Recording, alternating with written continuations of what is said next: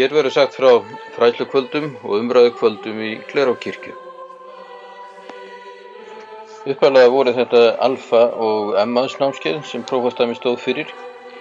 Það þótti nauðsynlegt að bjóða upp á fræðslu einu sinni í viku yfir vetrarmánuðina í söfnuðunum á Akureyri og nágrenni.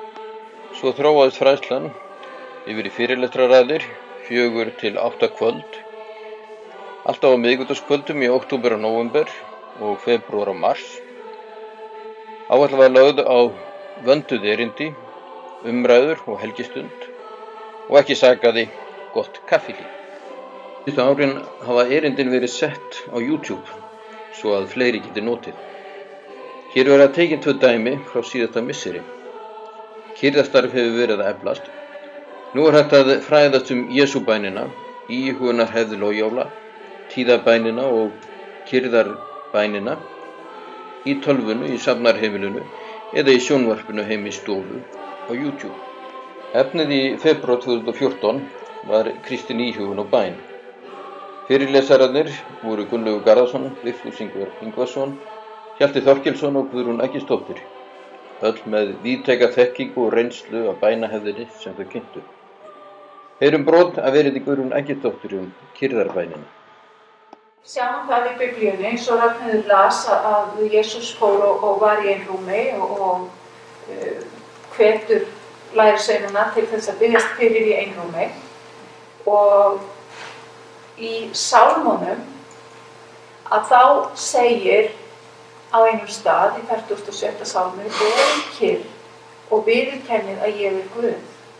Það verður að hvetja okkur til þess að staldra við og vera ekki alltaf á yfir og vera ekki alltaf á leiðin einhvert eða gera eitthvað. Síðara dæmið er umræða réttlæti. Það voru kallaðir til fulltrúar frá stjórnmálaflokkunum á Akureyri til samtals þessi brennandi málefni. Hér kynnir Arna Ýr Sigurðardóttir námskeiðið. Nú höfum við sem sagt ákveðið að hafa þemað réttlæti. Það er mjög byggjulegt hugtak, kemur mjög oft fyrir í Biblíunni. Og við viljum meina það kristin trú fjalli að stórum hluta réttlæti og að það takist síðan ekkert alltaf kannski að framfylgja því. Við erum kannski ekki alltaf til fyrirmyndar í því. En það er það umræðuefni sem við ætlum að hafa og við ætlum að fjalla það næstu 4 kvöld í mismunandi útfærslum.